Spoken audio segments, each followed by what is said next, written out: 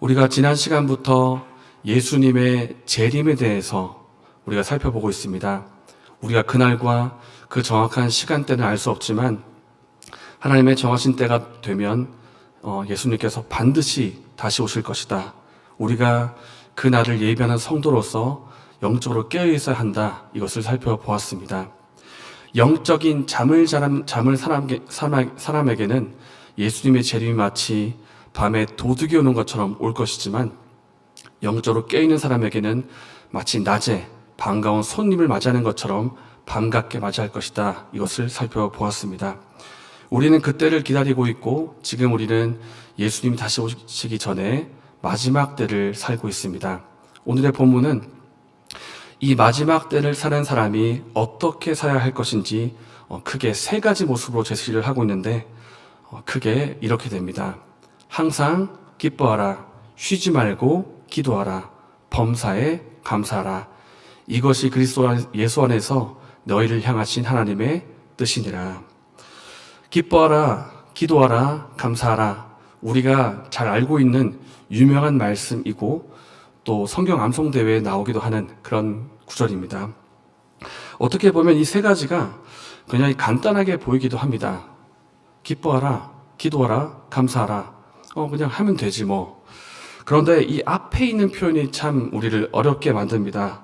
항상, 쉬지 말고, 범사에 이런 표현들이 있는데 이것을 보면 우리는 좀 고민이 됩니다. 어떻게 하라는 말인가?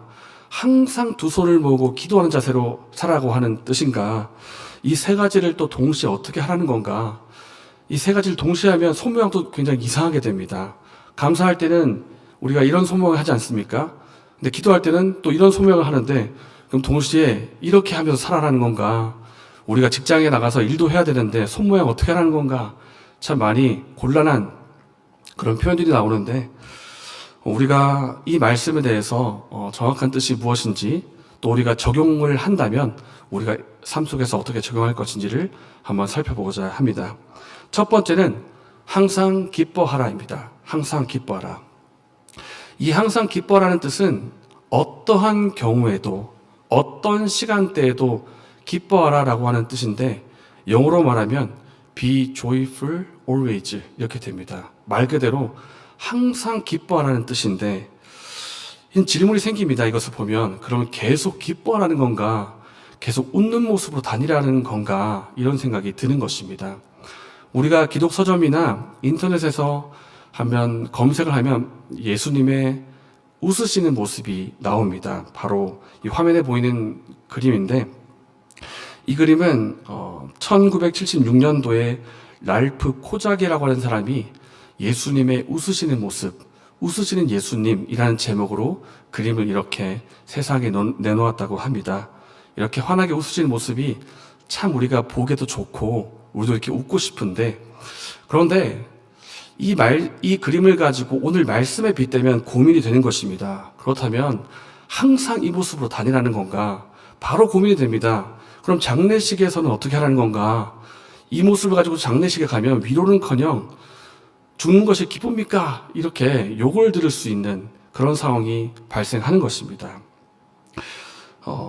제가 이걸 보면서 그리고 성경을 읽으면서 든 의문이 또 있습니다.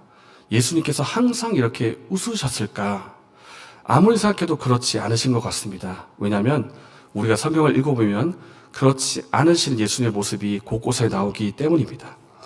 예수님은 나사로가 죽어서 무덤에 들어갔을 때 그 사람에게 죽음이 찾아오는 모습을 보시고 슬퍼하셨습니다. 우셨습니다.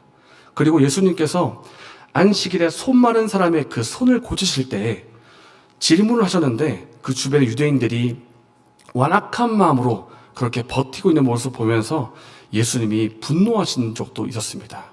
그리고 예수님께서는 십자가 고통을 당하실 때 채찍질을 심하게 당하시고 조롱당하시고 그리고 무엇보다 십자가에 못 박히실 때 고통스러워하면서 피와 물을 흘리셨습니다.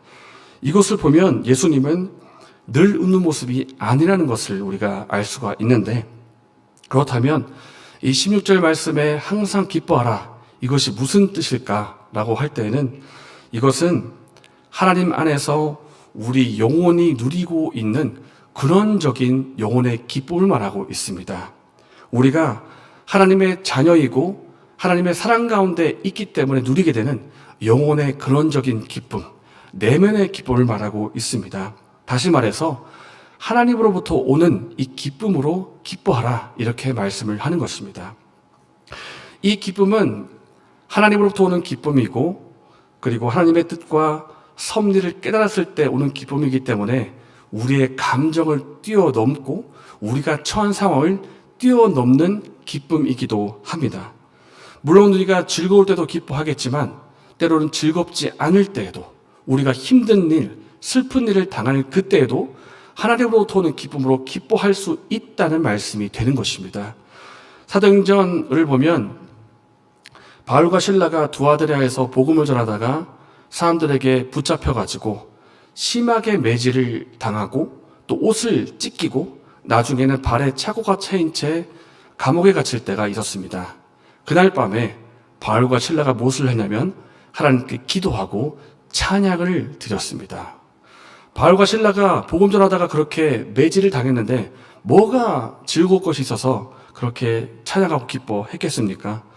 다른 것도 아니고, 하나님, 우리가 복음을 전했는데 어떻게 우리가 이런 일을 당합니까? 억울합니다. 하나님, 우리에게 어떻게 이런 일을 허락하십니까? 라고 하면서 불평, 분말을 터뜨릴 수도 있는 그런 상황이지 않습니까? 그런데 이런 상황 속에서 바울과 실라는 하나님께 찬송하고 기도합니다. 왜냐하면 사람에게, 인간적인 마음에는 전혀 기쁘지 않고 즐겁지 않지만 하나님 안에 있고 하나님의 섭리를 깨달았기 때문에 오는 그 내면적인 기쁨이 있기 때문에 그렇게 찬송을 드린 것입니다. 내가 비록 복음을 전하다가 고통을 당하고 있지만, 비록 내가 옥에 갇혔지만 하나님이 지금도 나와 함께 하시고 내가 지금 하나님의 계획과 뜻 가운데 있다는 것을 내가 믿는다. 그리고 지금 고통스럽지만 하나님께서 이 모든 것을 합력하여 선을 이루게 하실 것을 내가 믿는다 라고 하는 이 하나님의 뜻과 섭리가 있다는 것을 깨달았기 때문에 그 마음속에서 감사가 있고 찬양이 있고 기도가 있는 것입니다. 하나님이 지금도 나와 함께 하신다. 하나님께서 지금도 나를 돌보고 계신다. 그리고 지금 내가 겪는 이 모든 일을 합력하여 선을 이루실 것이다. 우리가 이것을 믿는다면, 이 섭리와 뜻을 안다면 하나님으로부터 오는 내면적인 기쁨이 우리 가운데 있는 것입니다. 나의 감정, 나의 상황, 나의 경험, 이것을 뛰어넘어서 하나님께서부터 오는 기쁨을 누리는 저와 여러분 되시기를 바랍니다. 마지막 시대를 사는 성도에게 하나님께서 원하시는 첫 번째 모습은 항상 기뻐하라였습니다. 그리고 두 번째 모습은 쉬지 말고 기도하라입니다. 쉬지 말고 기도하라. 이 구절을 우리가 읽자마자 눈에 띄는 부분이 있습니다. 쉬지 말고, 쉬지 말고. 늘 두 손을 모으면서 살라는 말인가? 일하지 말란 말인가? 여기서 쉬지 말라는 뜻은 물론 기도를 멈추지 말라, 기도를 그치지 말라라는 뜻도 되지만 우리가 살아가면서 기도하는 마음으로 늘 살아라 하는 뜻도 됩니다. 늘 하나님을 의지하고 의존하는 마음으로, 일상에서 기도하는 마음으로 하루하루를 살아가라는 것입니다.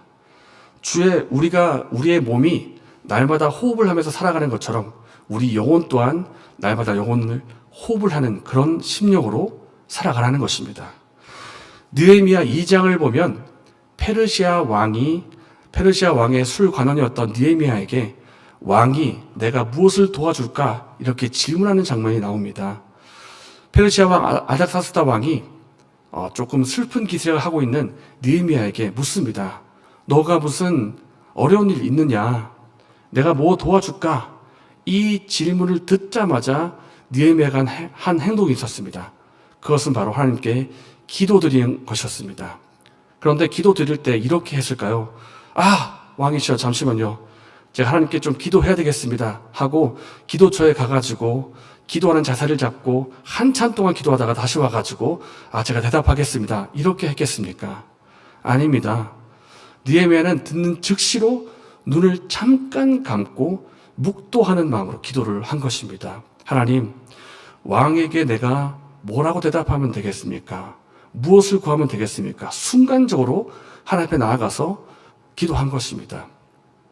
느헤미야가 이렇게 순간적으로 기도할 수 있었던 이유는 평소에 그가 늘 하나님을 의지하는 마음으로 기도하는 마음으로 살아왔기 때문입니다. 이 17절 쉬지 말고 기도하라는 뜻이 기도를 멈추지 말라는 뜻도 있지만 이렇게 기도하는 마음으로 살아가고 하는 뜻도 있는 것입니다.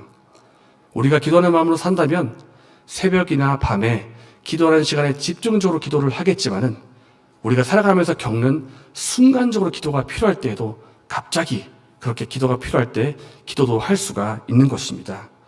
우리는 살아가면서 크고 작은 일들을 만나고 때로는 어려운 일, 낙심할 수 있는 일, 분노할 만한 일들, 내 힘으로 감당할 수 없을 것 같은 그런 일들도 만날 때가 있습니다. 그럴 때마다 무엇이 필요하겠습니까? 기도가 필요합니다. 기도가 필요하고 물론 우리가 기도 자리에서 순간적으로 기도하겠지만은 갑자기 기도가 필요할 때에도 우리는 잠깐 묵도를 하면서 때로는 눈을 뜨면서까지도 하나님 앞에 나아가서 기도를 할 수가 있는 것입니다. 중요한 것은 기도하는 마음으로 하루하루를 날마다 그렇게 살아가라는 것입니다. 늘 하나님을 의지하는 마음으로 기도하는 마음으로 살아가는 저와 여러분 되시기를 바랍니다. 항상 기뻐하라, 쉬지 말고 기도하라. 이것이 마지막 시대를 살아가는 우리를 향한 하나님의 뜻입니다. 그리고 세 번째가 있는데 그것은 범사에 감사하라입니다. 다 함께 18절의 말씀을 읽겠습니다. 범사에 감사하라. 이것이 그리스도 예수 안에서 너희를 향하신 하나님의 뜻이니라. 범사에 감사하라. 이 말씀을 우리가 읽으면서 바로 떠오르는 생각이 하나가 있습니다. 강도사님, 우리가 어떻게 감사할 수가 있습니까? 감사할 일이 있어야 감사를 하죠. 뭐가 일이 잘 풀리고 우리 계획대로 돼야 그렇게 즐겁고 감사하죠. 어떻게 감사합니까?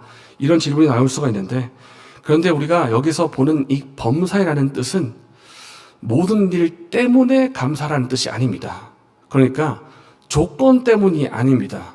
내가 하는 일이 잘 되고 잘 풀리기 때문에 모든 일이 상황이 잘 풀려서 그 일 때문에 내가 감사하다 이런 뜻이 아니라 모든 일 속에서 감사라는 뜻이고 모든 일이 잘 안 풀릴 수 있지만 그럼에도 불구하고 감사라는 뜻입니다.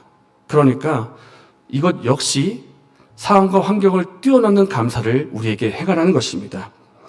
그래도 우리는 질문이 있죠. 강사님, 즐겁지 않은데요? 감사하지 않은데요? 어떻게 감사라는 말입니까? 그런데 우리가 우리의 상황과 상관없이 내 감정과 관계없이 영원히 지속되는 평생 동안 내가 감사할 제목이 있다면 우리는 늘 감사할 수가 있을 것입니다. 무엇이 있겠습니까? 첫 번째는 수많은 사람 가운데 하나님께서 나를 택하시고 부르시고 예수 그리스도 안에서 우리를 구원하셨습니다. 이 구원의 은혜가 우리에게 날마다 있는 것입니다.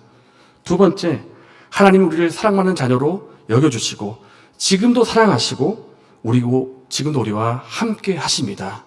하나님의 임재가 늘 함께 한다는 것, 하나님의 사랑이 늘 우리와 함께 한다는 것, 이것 때문에 우리가 감사할 수가 있는 것입니다. 세 번째입니다. 우리가 혹 어려운 일을 겪을 수가 있지만 혹은 낙심하고 슬프고 어려운 일 당할 수 있지만 그럼에도 불구하고 하나님께서 이 모든 것이 합력하여 선을 이루게 하신다는 이 사실이 우리를 또한 감사하게 만드는 것입니다. 세 가지입니다. 하나님께서 나를 구원하셨다. 지금도 나를 사랑하시고 나와 함께 하신다. 모든 것이 합력하여 선을 이루게 하신다. 이 세 가지 변하지 않는 이 사실만 하더라도 우리는 평생 동안 감사할 제목이 되는 것입니다. 그렇기 때문에 범사에 감사라고 하는 이 뜻은 그럼에도 불구하고 모든 상황 속에서 감사할 이유가 있다는 것입니다. 사랑의 원자탄이라고 불리는 손양원 목사님은 사랑하는 두 아들을 억울하게 잃게 되었지만 그럼에도 불구하고 그 일 속에서 9가지 감사라고 하는 놀라운 감사의 제목을 하나님께 드렸습니다. 손양 목사님이 이렇게 감사의 제목을 드릴 수 있었던 이유는 두 아들을 잃게 된 이 사실이 감사해서가 아니라 그럼에도 불구하고 그리스도 예수 안에서 내가 감사할 제목을 찾을 수가 있었다. 이 사실 때문에 감사를 드린 것입니다. 사랑하는 여러분, 총 3가지입니다. 항상 기뻐하라, 쉬지 말고 기도하라, 범사에 감사하라. 이것이 그리스도 예수 안에서 너희를 향하신 하나님의 뜻이니라. 우리를 향한, 이 시대에 살아가는 우리를 향한 하나님의 뜻은 기뻐하라, 기도하라, 그리고 감사하라. 이 3가지입니다. 이 3가지 모습 사실 간단하게 보이고 단순하게 보이지만은 이 시대를 살아가는 우리가 그리스도인만이 할 수 있는 놀라운 특권이기도 합니다. 여러분, 이 시대를 한번 보십시오. 사람마다 그 마음속에 불평과 불만이 가득하고 다른 일을 향해서, 개인을 향해서, 어떤 단체를 향한 그런 원망과 분노가 가득한 시대를 우리가 살고 있습니다. 참 우리가 먹고 살기 힘들다. 역대급으로 위기 가운데 살고 있다. 우울증세가 가득하다라는 말이 우리 주변에 들리고 있습니다. OECD 국가 가운데 우울증 발병이 1위 국가가 바로 대한민국이라고 합니다. 마크 맨슨이라고 하는 한 유명한 베스트셀러 작가가 대한민국을 향해서 말하기를 세상에서 가장 우울한 나라라는 표현을 했습니다.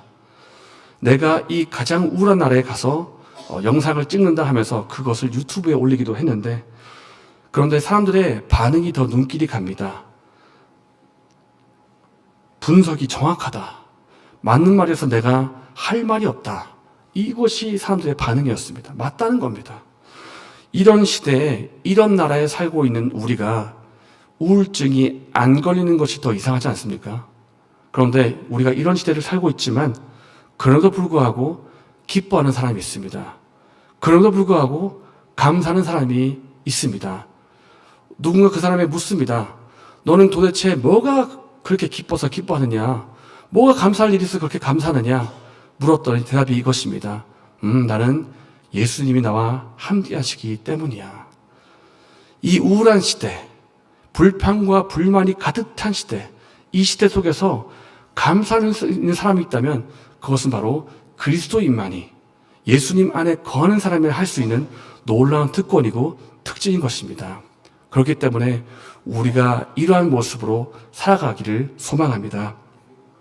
기뻐하라, 기도하라, 감사하라. 이것은 우리를 향한 하나님의 부르심이자 특권입니다. 내가 너에게 기뻐할 수 있도록 그 마음에 샘솟는 기쁨을 내가 주겠다. 너가 언제든지 기도하면 내가 너의 기도를 듣겠다. 내가 너에게 감사할 수 있도록 감사의 제목을 주겠다라고 하는 하나님의 명령이자 특권이자 약속인 것입니다. 그러므로 사랑하는 여러분, 우울을 말하는 이 시대 가운데 우리가 이 우울을 거부하고 이기는 우리가 되기를 소망합니다. 항상 기뻐하고 쉬지 않고 기도하며 범사에 감사하는 은혜가 저와 여러분에게 있기를 바랍니다.